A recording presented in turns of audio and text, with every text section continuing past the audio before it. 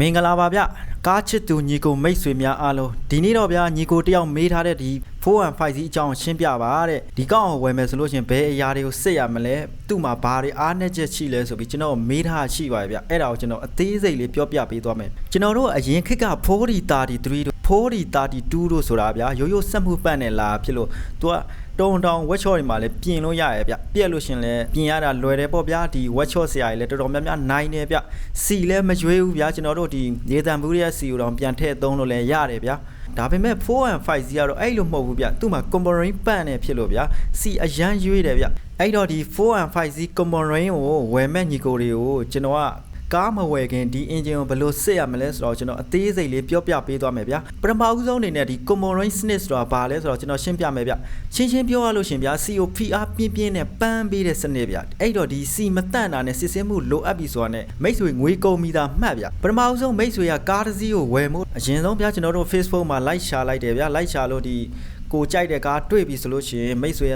သွားကြည့်မယ်ထားဗျာဒီကားချီကိုရောက်ပြီဆိုတာနဲ့အရင်ဆုံးစက်မနှိုးနဲ့ဦးဗျပထမဆုံး engine wine ဒုတ်တောင်ဆွဲထုတ်လိုက်အဝိတန်တန်လေးနဲ့တုပ်ပြီးသွားလို့ပြန်ထည့်လိုက်ဗျစောစောကကျွန်တော်ပြောသလိုလှုပ်ပြီးသွားသလိုရှင် engine wine အယောင်ကြည့်ပြီးကျွန်တော်တို့ခွဲကြမယ်ဗျဥပမာ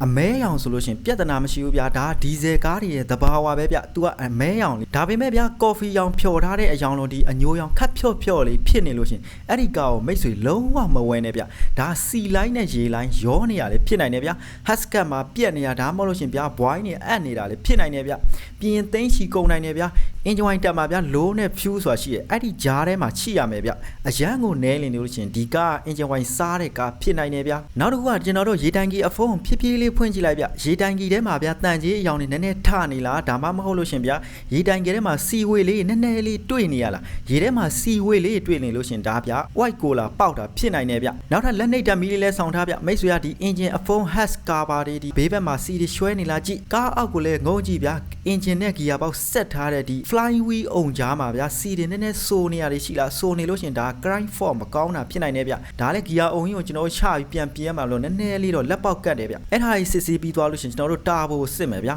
415 စီးရဗျာ turbo ကားဖြစ်တဲ့အတွက်ဒါ turbo ကအသက်ပဲဗျဒါပေမဲ့415 စီးတိုင်းတော့ turbo ပါတာတော့မဟုတ်ဘူးဗျာ turbo မပါတဲ့ engine တွေလည်းရှိရဗျာဒီတစ်ခါမှာတော့ကျွန်တော်ကဒီ turbo ပါတဲ့ကားကိုဦးစားပေးပြီးပြောပြပေးသွားမယ်ဗျာဘာလို့ဆိုတော့ညီကိုတယောက်ကဒီ turbo ပါတဲ့ကားကိုရွေးမှာဖြစ်လို့ဗျာဒီ turbo ကနေ engine ထဲကိုဝင်တဲ့ကျွန်တော်၄ပိုက်အကြီးမိတ်ဆွေတို့သိမှာပါဒီအဲ့ဒီပိုက်ကြီးကိုဖြုတ်ကြည့်ဗျဖြုတ်လို့ရလို့ရှိရင်ပိုင်ရှင်ကလည်းခွင့်ပြုရဆိုလို့ရှိရင်ဖြုတ်ကြည့်ဗျအဲ့ဒီပိုက်ထဲမှာဗျ engine wine ဆိုရွှဲနေတာတွေ့လို့ရှိရင်ဒါ turbo မှာစီလုံး fault တွေမလုံတော့ဘူးဗျမကြခင် turbo လဲရတော့မယ်လို့မှတ်လိုက်ဗျနောက်တစ်ခုကကျွန်တော်တို့ဆက်နှိုးရခက်လားမခက်ဘူးလားစစ်မယ်ဗျမိတ်ဆွေတို့ကဗျကားဝယ်သွားမယ်ဆိုလို့ရှိရင်ကျွန်တော်တို့အကြံပေးချင်တာမနက်ခင်းစောစောစီးစီးသွားတာပိုကောင်းတယ်ဗျကားမောင်းထားတဲ့အချိန်ဥမာနှစ်လည်နှစ်ခင်း engine ပူနေတဲ့အချိန်မှာသွားကြည့်ရဒါ engine ရဲ့ယောဂါကိုဗျတိတ်မတွေ့ရတတ်ဘူးဗျပျောက်နေတတ်တယ်engine ပူနေယောဂါဗျထုံးစံတိုင်းပျောက်နေတာဗျအဲ့တော့ကျွန်တော်တို့အေးနေတဲ့အချိန်မှာသွားတာအမှန်ဆုံးပဲဗျမိတ်ဆွေရဗျာကားပေါ်တက်ဟုတ်ပြီတော်လေးလှည့်လိုက်တာနဲ့ဗျာရွှွန်းဆိုတခါတည်းနိုးလာကြည့်ဒါမှမဟုတ်ဗျာချွတ်နဲ့ဒီ stat တန်ရှည်နေလား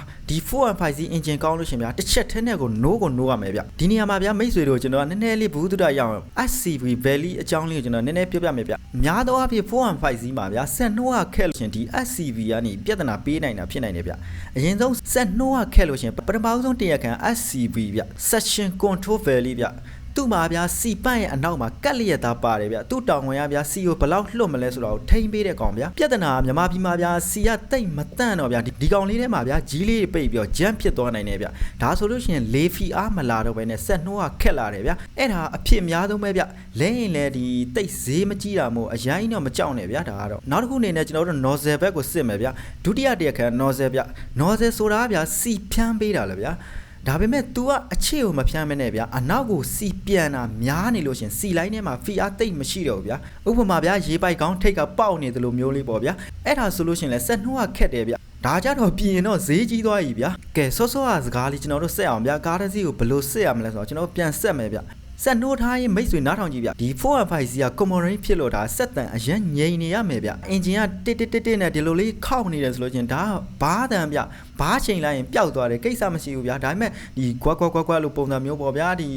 အရန်ကြီးကျန်းနေတယ်ဆိုလို့ချင်းဒါအတန်လဲအင်ဂျင်ကြီးကနေပြီးတော့လာနေတဲ့ပုံစံကြီးပေါက်နေတယ်ဆိုလို့ချင်းမိတ်ဆွေဒီကားကြီးကိုရှောင်ဗျမဝယ်တာအကောင်းဆုံးပဲဗျာဒါကရိုင်းပြက်တနာဒါမှမဟုတ်လို့ရှင်ဗျာနော်ဇယ်ကအရန်ကိုပြက်နေတဲ့ကားမျိုးဖြစ်နိုင်တယ်ဗျနောက်တစ်ခုကကျွန်တော်တို့အင်ဂျင်ငွေ့စစ်မယ်ဗျအငွေ့လွတ်လားမလွတ်ဘူးလားပေါ့ဒါကတော့ကျွန်တော်တို့ကားလူတိုင်းစစ်နေတဲ့စစ်နီးလေးပဲဗျစံထိုးထားရင်းနဲ့ဗျာအင်ဂျင်ဝိုင်းတောင်ဆွဲထုတ်လိုက်ဖြည်းဖြည်းချင်းအဲ့ဒီမှာရေငွေလေးပပလေးထွက်နေလို့ညင်ဒါပုံမှန်ပဲဗျာဒါပေမဲ့ရေငွေကအရန်များနေတယ်ဗျာအဖုံးပြန်ပိတ်ဖို့တော့ခက်နေမယ်ဆိုလို့ရှိရင်တော့အဲ့ဒီကအင်ဂျင်ကျနေပြီဗျဒါဆိုလို့ရှိရင် piston ring နဲ့စားပြီးတော့ဗျာ compression လွတ်နေတာဖြစ်နိုင်တယ်ဗျလုံးဝမဝယ်ပါနဲ့ဗျကျွန်တော်အရင်တော့ဗီဒီယိုမှာပြောခဲ့ဘူးဆိုလို့ဗျာနောက်တစ်ခုကကျွန်တော်တို့စစ်ရမှာထုံးစံတိုင်းဗျာမီခိုးအယောင်ကြည့်ပြီးစစ်မယ်ဗျကားဝယ်တဲ့လူတော်တော်များများဗျာဒီမီခိုးအယောင်ကြည့်ပြီးတော့တော်တော်များများမစစ်ကြတာများတယ်ဗျစစ်ကြပါနော်ဒါမှအင်ဂျင်ရဲ့အကျမ်းမာရေးအရှင်တွေကျွန်တော်တို့တိတိကျကျသိရမှာဗျအဲ့တော့ကျွန်တော်ပြမယ်ဗျဘယ်လိုစစ်ရမလဲဆိုတော့မိတ်ဆွေရဗျလီပါနင်းလိုက်လို့မဲကနေထွက်လာလို့ရှင်ဒါလက်ခံလို့ရရဲ့ဗျဒါမဲ့ဗျတော့ချောင်းအမဲတွေကြီးထွက်နေလို့ရှင်ဒါ lasik fitter ဒါမှမဟုတ်လို့ရှင်ဗျ nozzle မှာစီများနေတာဖြစ်နိုင်တယ်ဗျဒီကောင်လည်းပြင်ရတာအရန်ခက်တယ်အကုန်ကြလည်းများနိုင်တယ်ဗျနောက်တစ်ခုကမီခိုးအဖြူဗျမီခိုးအဖြူ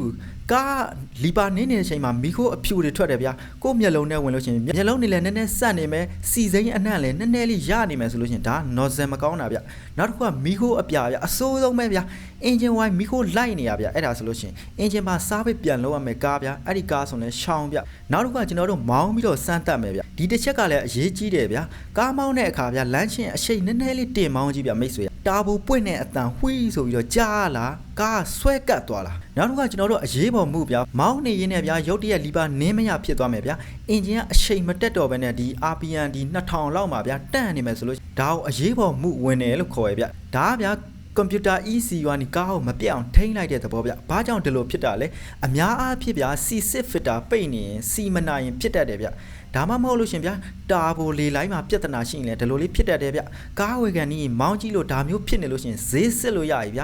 ဒါကဘာဖြစ်လို့လဲဆိုတော့ကျွန်တော် C6 fitter လေးလဲလိုက်ရင်ကောင်းသွားနိုင်တယ်လို့တခြားစင်စာလေးတွေပြက်နေရလဲဖြစ်နိုင်တယ်ဗျအဲ့တော့ဒီနေရာမှာဗျကျွန်တော်တို့နည်းနည်းတော့ဈေးစစ်လို့ကောင်းတာပေါ့ဗျနောက်တစ်ခုကကျွန်တော်တို့ engine ရှက်မီလင်းနေလားစစ်မယ်ဗျဒိုင်းကမီးဝါလေးလင်းနေလားကြည့်လင်းနေတော့ဒါကွန်ပျူတာထိုးစစ်ဖို့လိုနေဗျမိတ်ဆွေခေါ်သွားတဲ့ပွဲသားဒါဝါယာလေးလွတ်နေရပါကွာလို့ပြောလို့ရှိရင်မယုံနဲ့ဗျကွန်ပျူတာထိုးစစ်ကြီးမှာဒါအပြေမှန်သိရမှာဗျအဲ့တော့မိတ်ဆွေကကျွန်တော်ပြောတဲ့အချက်တွေအားလုံးစစ်ပြီးသွားပြီဗျကားကိုလည်းကြိုက်ပြီး 415C မှာ 415C ဆိုပြီးတော့ဝယ်လိုက်ပြီးပဲထားအဲ့ဒီကားမိတ်ဆွေလက်ထဲကိုရောက်လာပြီဆိုလို့ချင်းကြားရှိခံအောင်ဘလို့သုံးမလဲအဓိကတော့ကျွန်တော် C ဗျcomparate နေရ C ပြဿနာပေးတာအများဆုံးပဲဗျအဲ့တော့မိတ်ဆွေရဗျဒီကားကို C ထည့်မယ်ဆိုလို့ချင်းကိုထည့်နေကြ C ပန့်ဆိုင်နေမှာပဲထည့်ပါ